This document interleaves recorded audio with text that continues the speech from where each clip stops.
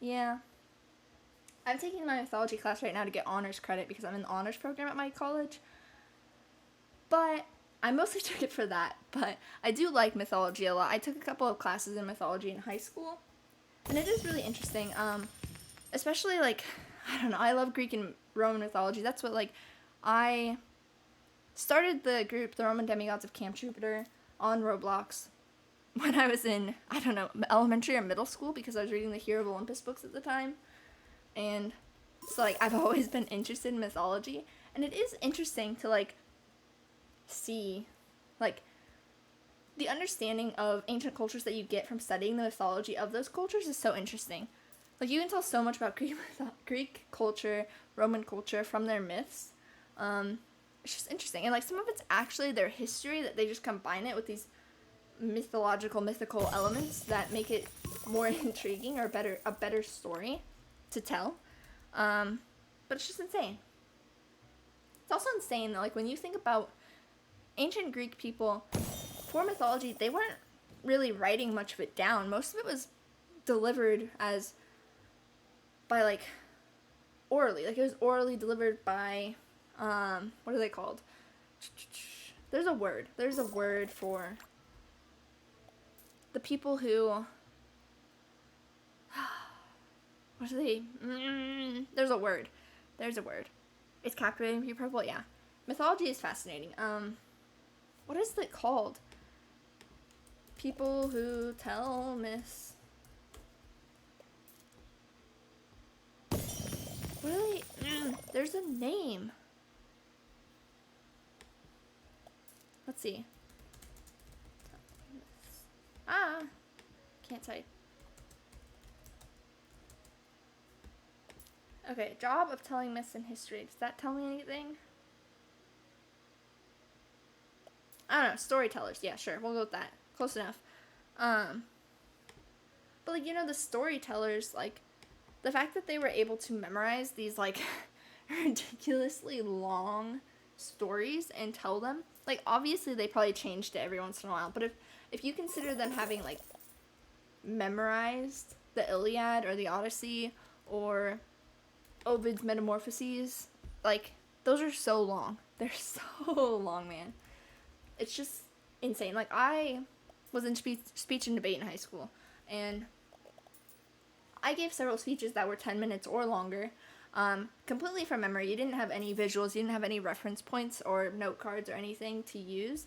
So you just had to memorize your entire speech either in a way that you could essentially get through your main points while improvising the like fluff parts of your speech, or you had to memorize your speech basically word for word.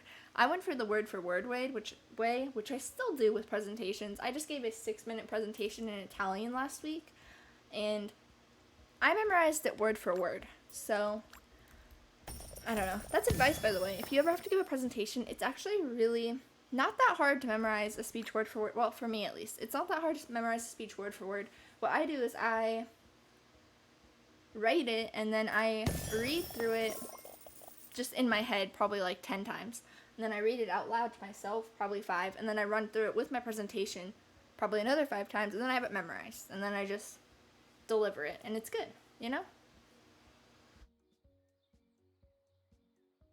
But yeah. But it is much harder to memorize a whole speech in a second language, to be honest. Italian is it's very different. Like, it's got similarities to English because they're both based with, like, they have roots in Latin. And English has roots in, like, a lot of languages, including, like, it's got some Italian words that were adapted. And so does Italian, actually. Italian has a few words that were not Italian words. They were taken from English or taken from French or German or this or that. But, yeah. Language classes are something sometimes.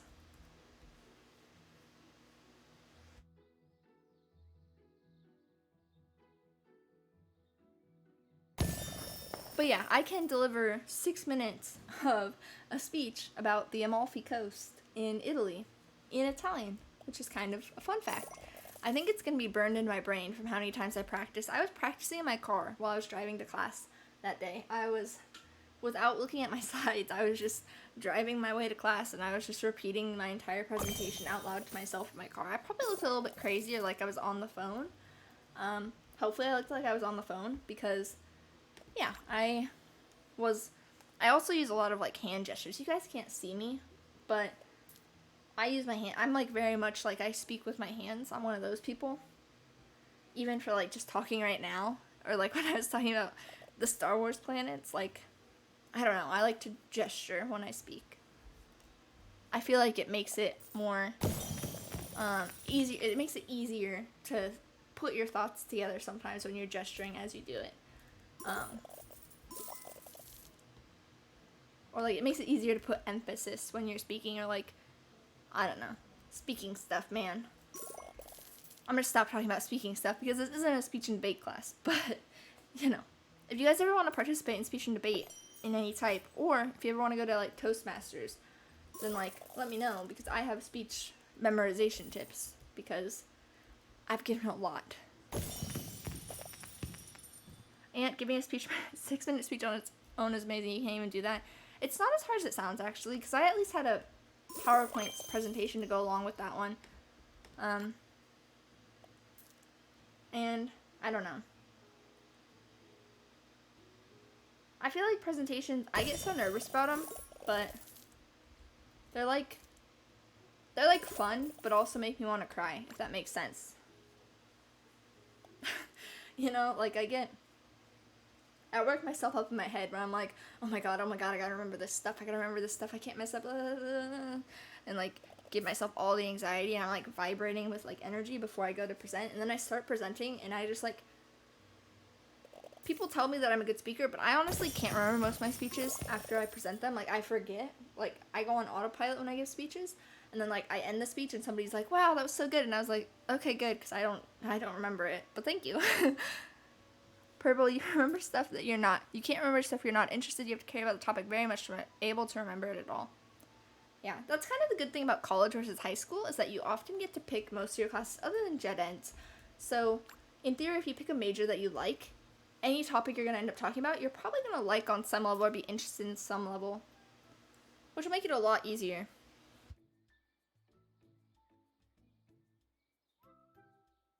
Because it does help even for memorization to actually like what you're talking about. If you don't like what you're talking about, you're going to be all bored and you're not going to want to read it 10 times. You're not going to want to say it out loud 5 times, you know?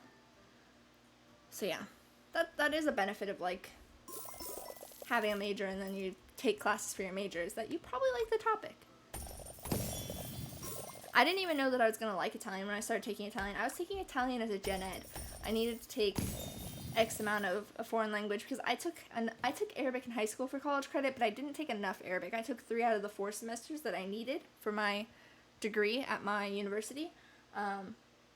So they were like, okay, well, you can take 1 more semester of Arabic, which you haven't had an Arabic course in 2.5 years, or you can start a new language from the very beginning and do 4 semesters of that. So I went like, okay, I'll do Italian, and I do like it a lot. And then I kind of got really into speaking Italian and like learning Italian. So then I was like, well, crap, I have enough room in my academic plan for still graduating a year early to where I can shove an Italian major in there and get a bachelor's in that too, while still graduating at the same time. So like, why wouldn't I do that? So, you know, I don't know. Languages are interesting. Like, you also like, it's so hard to start learning a language, but once you do, it's so interesting. I think everybody should try to learn at least one other language in their lifetime. Learn a second language, just because once you get past the initial hurdles, you get into it, man. And it feels so cool to be able to watch like an Italian TV show and you understand like, maybe not everything they're saying, but you understand a good chunk. Like, you know that even if you took the subtitles off, you'd understand maybe like the gist of what they were saying, which is really fun.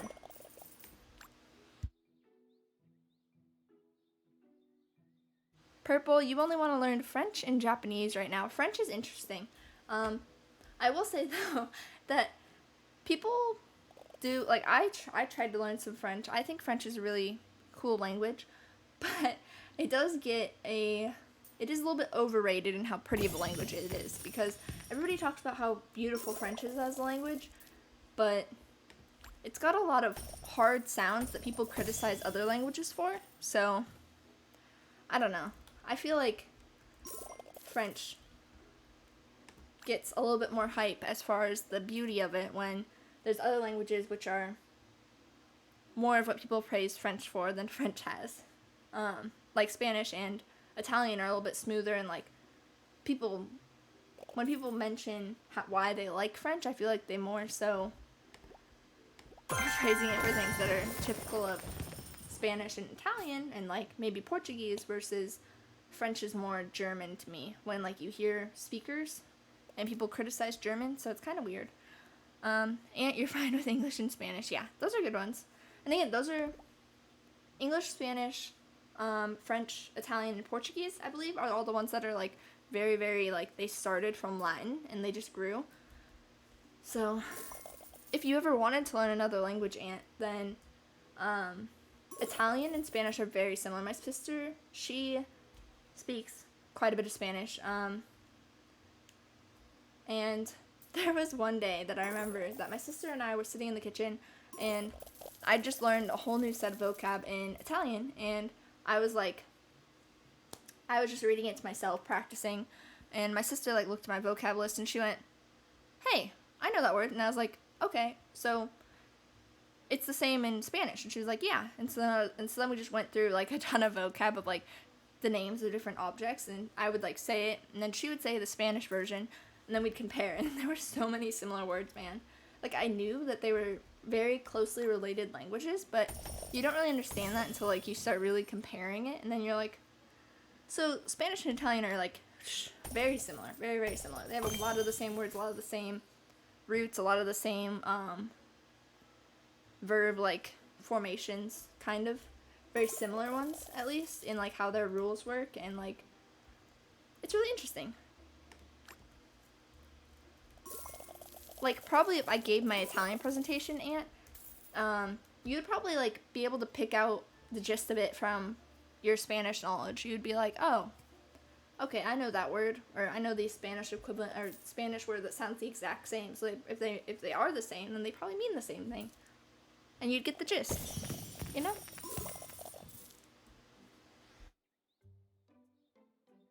But language formation is crazy. I'm not a linguistics major, although it's not offered at my university. But if it was, I might have considered like minoring in it, because it's so fascinating how languages form and like develop. Yeah, the like interconnectedness of like basically every language in the world. There's some kind of like connection between them in some way, because like you'll have languages that I don't know, like the dialects like turn into their own languages. And if you go back in like all the history, like most languages go back to like, oh, their Latin roots, or this roots or that roots, and it's like a river that has like a ton of streams that branch out, but also a lot of streams that come back in. That's how language kind of works. It's interesting. I tried to write a presentation about the way that languages form, and it got too complicated for me, unfortunately, and I didn't have time to devote to it. But maybe I'll try to make like a YouTube video explaining it, because it's really interesting to learn about. Like, even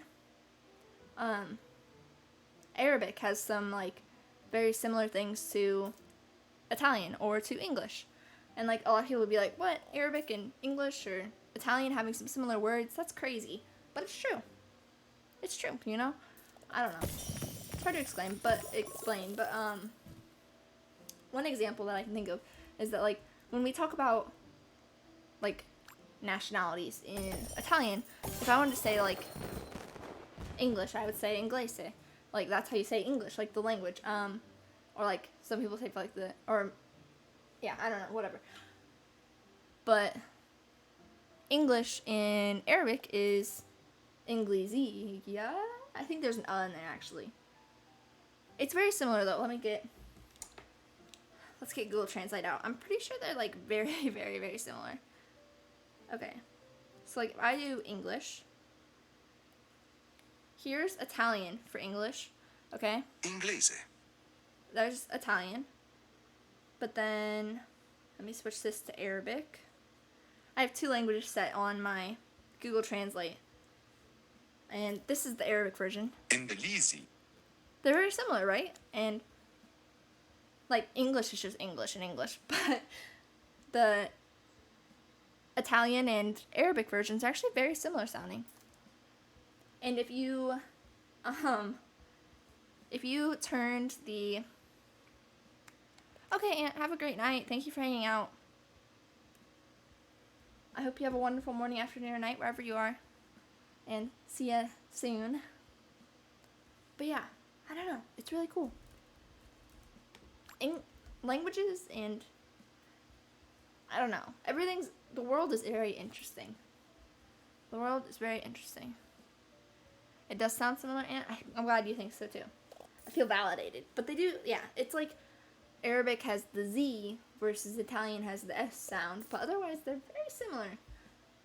And Italian is inglese, so it like turns it into a say sound at the end versus Arabic is a Z. Z, like say versus Z. But otherwise the inglés is very, yeah, I don't know. They're very similar. When I was in my Italian class and she mentioned, she was like, oh, parla, how do you say language? Parla la lingua del inglese. And then I was like, wait a minute. That sounds something like something I already know in Arabic. And then I was like, inglesi. Yeah. Fun fact. Also, the Arabic number system is like when you think of the numbers that people use in, I don't remember how widespread these are, but like we use the way we write 0, 1, 2, 3, 4, 5, 6, 7, 8, 9. 9 in Arabic and 9 in not Arabic, I don't know, English. They're very similar. They look the like exact same. 4 is arba'a, and it actually looks like the number 3 in English or whatever in not Arabic numbers.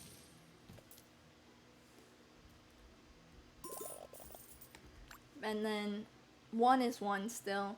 In Arabic, you denote 0 with just a like a dot in the middle, which is kind of interesting. It's still like a circle kind of, but different. What else is there? I think that's the only, well, trying to think now of what the numbers look like in Arabic. I don't know. There's some similarities.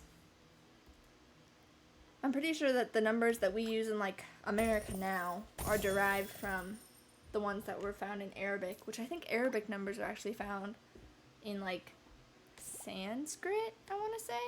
Let me see. Numbers. Yeah. It's probably Sanskrit. Ah! Why can't I type? Arabic numbers come from Hindu. Well, they come from Hindu Arabic numerals.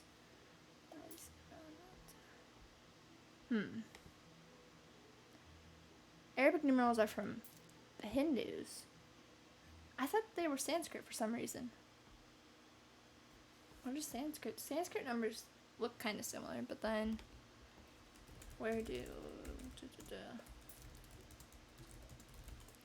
numbers we use in America comes from original Indo-European language. Borrow related number words from Greek, Latin, and French. Is how they got those. But yeah, we use Arabic numerals for the most part in English. Yeah. Interesting. Sorry, I'm just nerding out about language. Sorry, I got distracted. Again. I get distracted a lot. Sorry.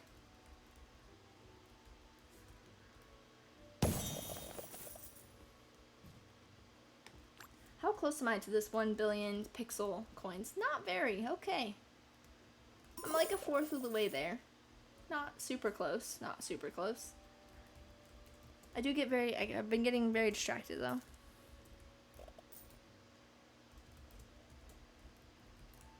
What time is it? Ooh, it's almost 3. Dang. Getting wild.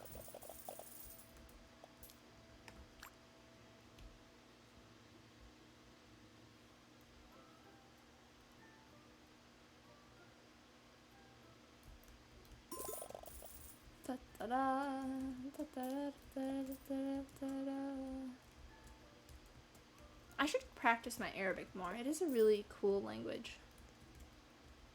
Yeah, pick that back up. Maybe this summer while I have some free time, I'll work on my Arabic more.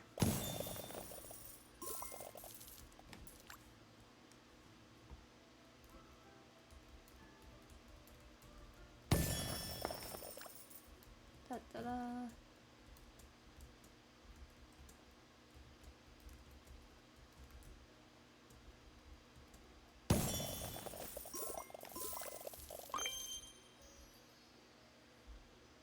Purple, it's fine, it's very interesting and nice listening to how enthralled you are by it. Okay, thank you. Yeah, sorry, I go on tangents when I get excited about things that even if I just know vaguely what I'm talking about with them, I get excited.